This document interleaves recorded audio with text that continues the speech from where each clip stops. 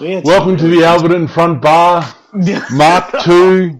I know that, Bevan, you could hear us before, and we could do it. There's technical issues. My laptop rebooted itself, and I think I'm going to have to pass on the baton of technical skills to, Marchie or Phil, because, I'm a disgrace.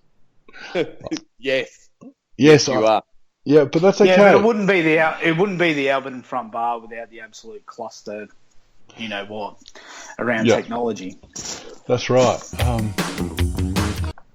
We got to do that. We're a radio show for a moment. So what's happening? Are you going to combine what we've already spoken about, or are we just basically starting again now? We'll just start again. Let's just start again. What a great idea. So we originally started talking about the urinal at the SCG. Yep, you went to the toilet and basically spent 3/4 of the game in the toilet. You dispute this fact, but it's not a fact. You owe me a beer from a couple of years ago, and you still didn't pay up, even though you had I decided that me babysitting for your children counted as paying that beer back. So and then Al's computer crashed because he's been looking at too much pornography. Exactly. So Al and I were at the game. We both went to the Sydney game. We're pretty happy with the win. I'm just giving you a quick rundown of what we spoke about before Al stuffed everything up. So we're pretty happy with the win. Very happy with the win. We've got to beat Fremantle this week. We're kind of pleased. One thing that Marchie and I were discussing, though, Al. Yes. You've got to lift your game a bit, mate. Not only with the technical side of things, but also your Facebook post promoting the show. The grammar is disgraceful. Okay, then. Well, you've got yourself a new job there, Phil. You can go shove it up your rectum and start doing it yourself. All right, you've got yourself a job. You grammar Nazi. Mate, don't take it the wrong way or anything. Yeah, you're putting our name to this. Well then, okay, Phil, it's easily solved. You've got the responsibility now moving forward. Thank you very much. Fine. Don't take it the wrong way or anything. No, I'm just saying that if you don't like it, you can do it by doing something else. So thank you very much. Now let's get back to the football. Oh, no, let's get back to your grammar. Or lack thereof. Okay. Okay. Come join the Alberton front bar at 7 p.m. tonight. End of Question sentence. Mark. Start of new sentence. Before Macca and Porsche do the Big Footy pre-game review, the boys will be talking about... Are you going to seriously do this, or are we going to actually do a conversation? I'm happy to just pull the pin on the whole thing, Phil. Yeah. Oh. Pull your head out of your backside and let's talk about football. Al's having a little meltdown like his laptop. Awkward silence. Yep. Al, are you going to the game in Canberra in a few weeks? Yeah, I will be. Yeah, I think the Fox is going to be here, but he won't be going to the game. Yeah. He won't go to the game. The Foxy will. So Foxy was potentially, he was in Canberra at the time. And I offered to. Is that right, Alistair? That's right, and I offered to take him to the game, and he refused. Oh my God! You offered to drive him. What was he doing in Canberra? Apparently he was either buying fireworks or pornography. Yeah, I don't know. He was here for work apparently, and he may have had to work, but he knew on Friday that he wasn't going to be doing the work on on Saturday, but he didn't want to come. He goes, "Why would I drive 3 hours to go watch sport?" About 3 hours. So it's not a long drive. No, not at all. Why wouldn't you go? Well, I went from Canberra. I got up early, watched the game. Got up early, drove up, watched the game, came back that night. It was fantastic. How much of a coincidence was it though? Because you booked actual proper seats, didn't you, Al? Yeah. And we got general admission and ended up just sitting right behind you anyway. We ended up. I pulled up at the game and I caught up with Stafford, and basically there was a number of crew from the Bay 118 group, and they were all sitting behind the Swans cheer group. And they were sitting there and they decided, we're going to sit right behind the Swans cheer squad. Now, they were an interesting bunch, but what could go wrong? How many security guards came down throughout Yes. Well, we were just supporting our our beloved team, and we weren't even abusing them personally or anything, or really even getting into the Swans players. But they'd gone and complained because I suppose they feel that this is the Swans cheer squad, and we shouldn't be coming around them and supporting Port Adelaide when the cheer squad's there. And I think, was it 3 or 4 times the security came down, and then even Swan supporters were going, they're not doing anything wrong. So it was an interesting day. It was a couple of rows down from where we were, but and there was a couple of Swan supporters behind us that rubbed their face paint off at the end of the game and became Port supporters. No. It was actually pretty. I reckon the crowd were pretty good. Besides, there was that one Sydney supporter that looked like a pig. Yeah, it looked like Orson Pig is that his name, from Garfield and Friends?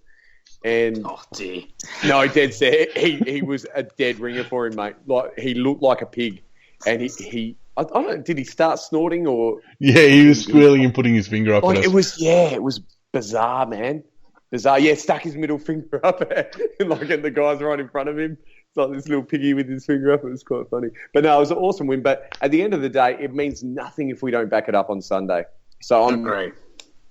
And we should. Fremantle got smashed at home against Geelong. We've come off probably one of the best wins we've had in the last couple of years, and it's probably the first time, I reckon, since 2015, was it 14, where there's that. I think the Port supporters right now have got some hope that this could be a good year. That goes. If we lose on Sunday, it's done. We're back to where we'd sort of expect to be. But if we can get a win and we can go 2-0 up, gives us a bit of confidence going in against Adelaide the following week. Fingers crossed. Who do you reckon had the more impressive win out of the two South Australian clubs? So you had Adelaide beat GWS at home by 56 points. So that was a pretty decent margin. Or us beating last year's grand finalists, Sydney, our bogey team, by 28 points at the SCG. What from a form perspective, what do you reckon would? I really don't compare. I don't want to compare between us and the Crows. Having a look at GWS though, the way if they play like that all year, they're going to finish at least the bottom half of the 8, if that at best. If they play the way they played, they just lacked intensity and lacked effort. So look, we've got a very big game this week. We've got Freo, we've got the Crows the week after, and then we've got GWS. We really need to get out of this at least 2-2. We should get out 3-1. Mm-hmm. So who are we beating out of GWS and Adelaide then? One of the two. Who do you think? Adelaide. You reckon we'll beat them? Yeah. I'll make that on absolutely just gut feel. And we own them. Yeah, we need to get them. And if this side's got a bit of gumption about it, then that'll be the one we win. We look so good on the weekend, though. Well, honestly, the players. I was massively impressed with Polek. Yep, he had some run again. He just looked like he was taking the game on. Had confidence. Hammer was pretty good. So a lot of these players that have really struggled. And I know it's probably been mentioned, ad nauseum over the last few days, but the fact that we did that with Robbie Gray only getting 8 touches. Yeah, but the other thing is the draftees that we brought in. So Power Pepper, it's been done to death on Port Fan Radio, but was fantastic. But also Dan Houston, I thought played a very good role. Was very solid. I think Brett Eddy will be better for the run. He looked like a bloke who was very nervous. Deer in headlights. And he was poor below his knees. He was very average below his knees, and he'll only improve from what he delivered on the weekend. So, does he get a game again on Sunday? Yeah, of course. You'd hope so. Who would you bring in for him though? If you were to bring in someone to replace Eddie, if we wanted to keep that structure, who would you bring in to replace him? And I can't really see anybody. He plays at least the first 4 games. He plays at least the first 4 games, and Dixon looked great in that first half as well. He was fantastic in the first quarter, and let's just hope he can back it up. Yeah. when you I were was talking just- about Polak in respect to like how well he played, like he had that run and carry. But the thing that like probably from last year, I'm not sure whether it was a bit of a like lay on effect from his foot injury, but he actually went in and was trying to tackle people and getting in there and like those contested possessions and really. Whereas last year he was sitting on the outside and wasn't able to influence. Like he is an outside player, but he actually had a bit more of a contested game style on the weekend to what we saw in the last 12 months. So that was I really think positive to see. they've changed their structure a lot around the ball, and just from watching on the weekend and bits of the JLT, is it's not trying to get the cheap wins at the stoppage. And that's where his problem was, is he was always the bloke like running past the outside, trying to get the cheap kick at the stoppage, whereas they're more like one in, all in at the stoppage and get it out that way through quick hands and whatnot, like the Bulldogs do. So I think it was very impressive, but again, just like everyone else has reiterated, it's about next week. Yeah. This week, Sunday. I'll tell you what, though, the At one thing, Fortress. honestly, though, the one thing that I really loved about that game was that last quarter, the Swans at the start, which has gone bang, bang, bang, and to hold the composure and then actually extend the lead by the end of it, I thought was amazing. Like, that it was sort of like at three-quarter time, I'm thinking, I don't just want a respectable loss right now. Like, if someone sort of said to you at the start of the game, we'll lose to Sydney by a couple of points, you'd be like, at least we're not getting smashed. But, the players just kept going, kept running. It was awesome. I loved it. I feel excited. I feel like butterflies in my stomach again. Because I felt like we got the win when that Pal Pepper goal had gone through, and I thought, yes, we've got it here. Yeah. And then I got really, really nervous because they called it back and said it's a point. I'm like, oh no, is this going to like wrest our momentum away because we'll drop our heads? And I'm like, but we didn't, and that was amazing. Because had that goal been kicked, that was game over. It was done. And I remember there was a little bit of arrogance from those blokes in front of us that we're talking about. And, they're turning around to the Sydney supporters and turning it up and getting stuck into them. And then like 10 seconds later, the ball's back there, and I'm like, oh god. But no, it's a good win. But let's beat Freo.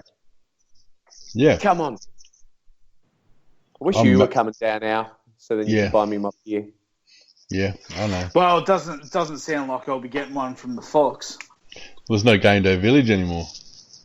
So we're actually talking about this during the off-air time. So I think, look, the Game Day Village was a massive meeting place for the Port Faithful. It was awesome. You don't want to take the cans from the Game Day Village into the game, though. So let's just visit the reason why it's gone. Does anyone else smell a fish? Absolutely. I smell a SMA fish. You know where they say it's temporary? I guarantee it's temporary because Port are spitting the dummy behind the scenes and trying to get it back for 2018. But you can almost guarantee it was the SMA. They tried to get rid of it last year. A mate of mine was telling me that they're getting a $10 million renovation, and they want every tennis court available. So, but $10 million at a tenant, like there, what are they spending it on? I've got no idea. But also, like the couple of games, and you might have gone there, Phil, where you weren't allowed. They didn't set it up on the tennis courts at all. They had it down that little alley, and then they had it down the back, and it was a lot smaller. But it was, that lawn area between the court and the wall. They had it down there, and then they had a little area down the back, and they had it set up there. It does smell very much of an SMA fish. The fact that they're bringing it out 4 days before the first game, that just doesn't sit well with me. It is disappointing because it was one of those places you could just quickly go in, grab a couple of beers before the game, catch up. Like I'd see you there all the time, Marchie, catch up with a couple of other mates, just say g'day before the game. It was good. And now what's going to happen is people are going to disperse to different pubs and stuff, which is great for, the publicans. But, I guess that whole thing of, like I said, like with you, I'd see you before the game. How you going? We'd have a quick beer or whatever. Whereas now it's, where are you going? Where am I going? That sort of thing. So it sort of gets rid of a bit of that, group interaction you have with your mates. So I'll be very interested. I'll be very interested to see what happens with the Port Adelaide community around it and where the congregation is. Like, where do we gather? Because that's now part of our fabric, and that's part of the tradition of going to Adelaide Oval. Like I said, I'll go to the London Tavern, and it was something that I used to do probably the first couple of seasons at when we started at Adelaide Oval.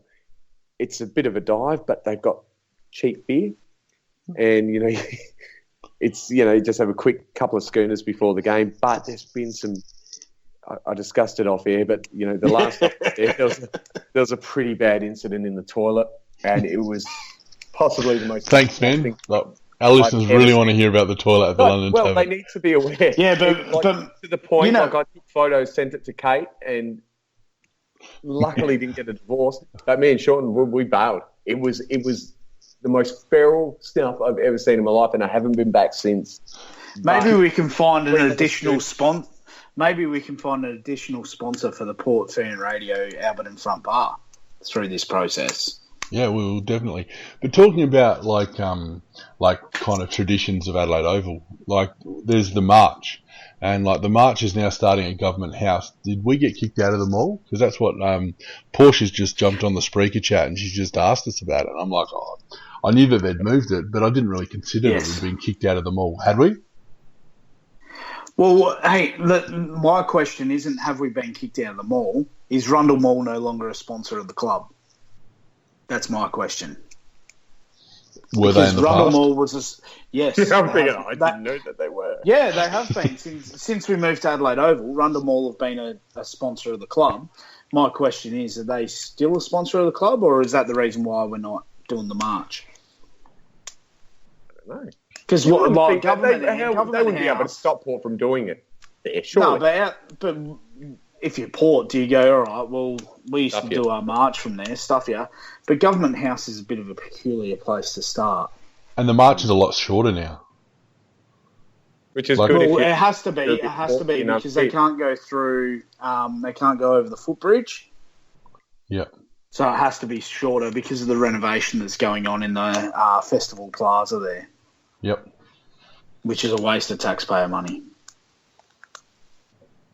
Fair enough. Some people think that the Adelaide Oval was a waste of taxpayer money, each to their own. I'm not saying that it is or it isn't, but different people have different views, I suppose. Adelaide Oval was never a waste of money. It should have been there 40 years ago. Yeah. But anyway. Well, it has been there for 40 years anyway. No, but it should have been. The whole thing, just probably going off topic a little bit, but Adelaide Oval, how much more enjoyable is the experience on game day than what it was at Footy Park? And I know it's been discussed a million times, but I used to go to Footy Park even when we're winning, and I would prefer to watch it on TV, but you go to the game because you have to support your club. Whereas now, going to Adelaide Oval, it's amazing, and our seats make me happy every time I go there. Besides when we lose, and then I get angry. But even Portia said just then on the Spreaker chat, we could go down Gawler Place. Like, rather than going over the footbridge, you could still go through Adelaide Oval and then down through Gawler Place. So, and Bevan said, wasn't it to do with the cost of the march, police and road closures, etc.? I'm not sure. Oh, okay, yep. All right. That could be a point. I don't know. I suppose. Al will have to do his research. Yeah, I will. But it's a good, I suppose, conversation in regards to what's going on with the club, because there's a few changes in regards to the traditions of Adelaide Oval just happened in the last few weeks. The game day village thing for me is a big sticking point as someone that's been there pretty much every week. But I'm just fascinated about the club's position of pulling the plug on that. Well, not pulling the plug on it, but advising members and supporters a couple of days before the first game kind of puts a few people's plans into turmoil. Not turmoil as such, but disarray. So it'll be fascinating to see what actually happens, and I don't think we'll ever be back there to a game day village, and I think we'll always look back fondly and go, it was great while it lasted. But they did say it was temporary. So hopefully it's not just one of those things that they're hoping that everyone forgets. Because I said, it was great. You just So the question I'll ask is, I'm not sure if any of our listeners remember the Live at the Drive concept that we did the first year we were at Adelaide Oval, where we were meant to have live acts on a Friday night or Saturday night after the game at Memorial Drive. And the first game, I reckon we actually had Spiderbait and someone else, and they ended up giving away. Oh, there was UMI or something, wasn't there? UMI, yep. Yeah. And Spiderbait, they ended up giving away tickets, and then we never heard of it again. Yeah. I think the Game Day Village has been immensely popular, but it's just whether we're actually allowed to do it. And surely, if that wasn't able to happen there, there'd be move it around, do it some. Surely there's something. I reckon this has come up as a last minute thing, and I reckon the club are saying temporarily because they're trying to find a pub or someone that will host it. But just do bloody pop-up bars somewhere. Do something. Do the Cathedral Hotel. They've got the little laneway there. They can put a permit into the Adelaide Council and get that blocked off every weekend and do something there. They do it for the test match. Yeah. Well, fingers crossed something happens, because it was otherwise I'm not going to see you March here, and that breaks my heart a little bit. It doesn't really, but that's okay. You're right. So do you think this week that there'll be any changes to a winning side? Do you reckon that there will be any changes? I reckon Impey comes in. Do you reckon he deserves to come straight back in? I don't necessarily think he deserves to.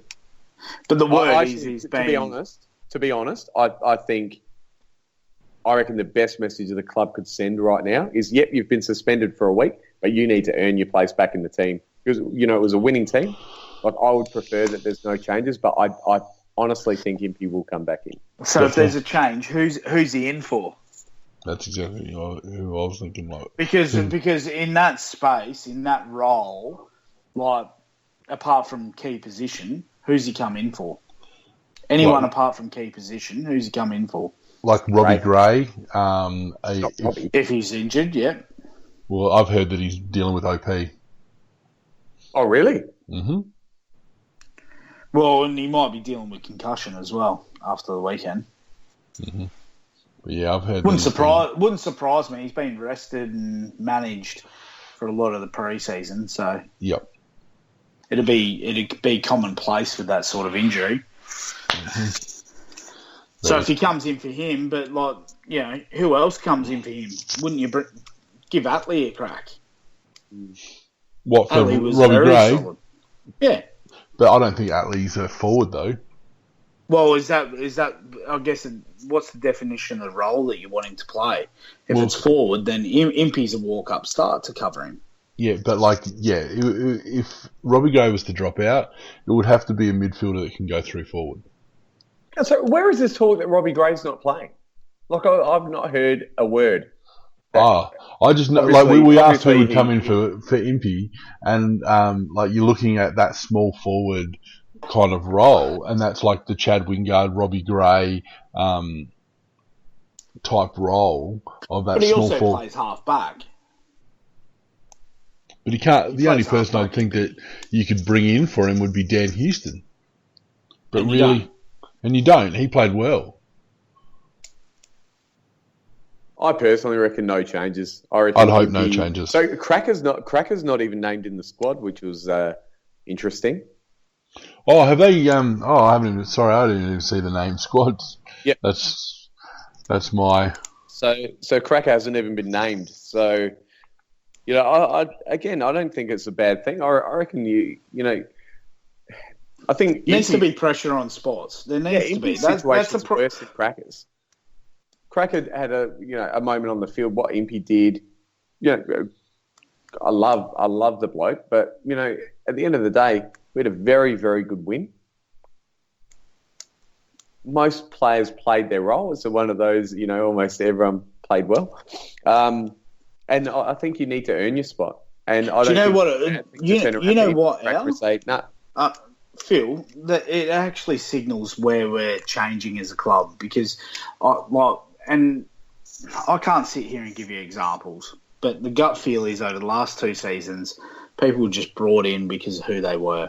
We've got a winning team. We've had a very good win. Stick with the team. Yep. Stick with it. I agree. And, you know, the great thing is 2 weeks ago, like I was thinking, bloody hell, man, Cracker and Impey, they're relatively big losses, you know, with Pittard out as well. Like a player like Pittard, I reckon Pittard comes straight back in. But Impey and Cracker, you know, I don't mind the fact that, you know, that they turn around and say, no, you need to earn your spot. Go out for the Maggies, have a good game or two, and, you know, that's the way you get back in the team. I think that's fair. I think that's very fair.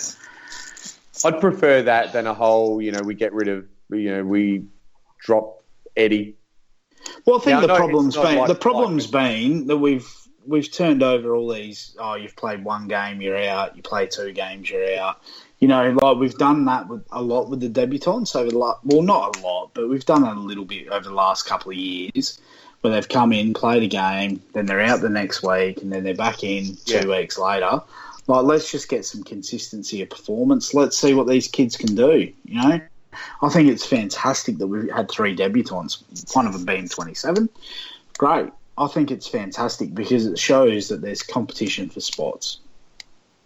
And the only person that doesn't play out of those people, if everyone's fit and everyone's available, is probably Dan Houston. Because Pittard plays that role. No. Yeah. Anyway, it'll be one good. last thing. Can I do one last thing? How good was it to see Paddy Ryder back?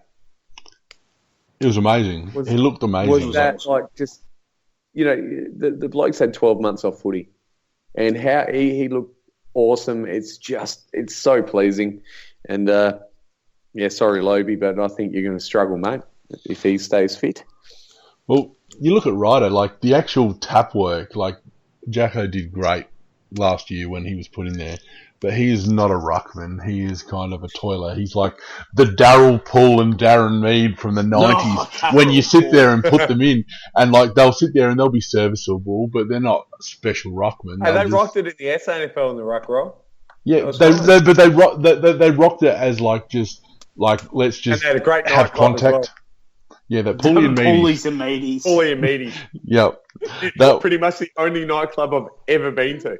Yeah, it was fantastic back in the 90s, but looking back on it, the way Ryder can just like direct his taps, like Jackson would generally not tap it backwards or sideways. He would just be trying to bang it forward because if we get meters, that's all good.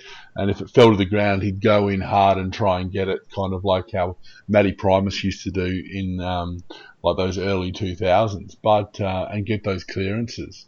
But Paddy Ryder's just this. He is pretty special to watch, to see him distribute the ball from that ruck position, and it was good to see. And I think our midfield really benefited from having a true number 1 ruckman delivering the ball.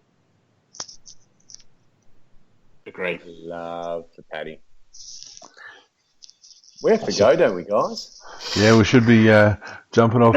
Who's on after us? I think there's is Porsche and Macca, and they're talking the big footy.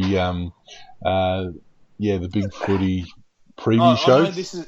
I know got a lot to live up to, mate. Like following this goal. This is our first show for the year. I just want to say a massive shout out to Porsche and Macca for their draft show. I know it's a very, very long time ago, but you guys were phenomenal. So great work. Like that was an awesome show. Listened to it and absolutely loved every minute. So well done. Yeah, no, they were fantastic, and basically all our dreams came true with our players that we got from. I was so excited on getting those players based on Macca and Porsche and Mission's draft shows. So yeah, no, it was great, and I'm really seeing some fruits of that, and I can see some real benefits for years to come. And I know that last year we got a bit upset about us trading our first round pick for next year, but after Sam Pepper's performance on the weekend, I'm kind of comfortable. It's fair to say they're just a little bit more prepared than what we are for the show. That would be a fair assessment, I would suggest. I'm sorry. I've put a lot of work into this week's show. No, you haven't.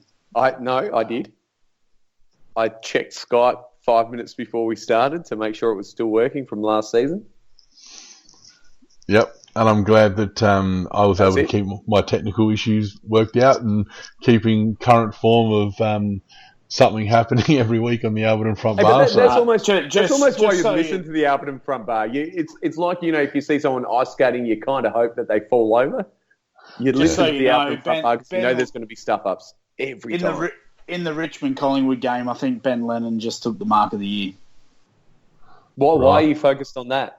I've just got it going on my tablet on the show. The show just disappointing, man. It's disappointing. He'll miss the goal though. So I'm checking stats and trying to come up with some awesome information for our listeners. No. I think we've got Macca and Porsche on soon, and it should be good. So please continue to listen to them. Hopefully they'll be able to give you some insights into this week's team and see if there'll be any changes and how they think that the team will go against Freo. But thanks for listening, and we'll be back on Tuesday nights at 8 o'clock. Moving forward, it's just this week we couldn't do it because somebody was working. Yeah, sorry about that, guys. All right, take care, and we'll see you next week. Calm the power. Cheers, guys. Bye.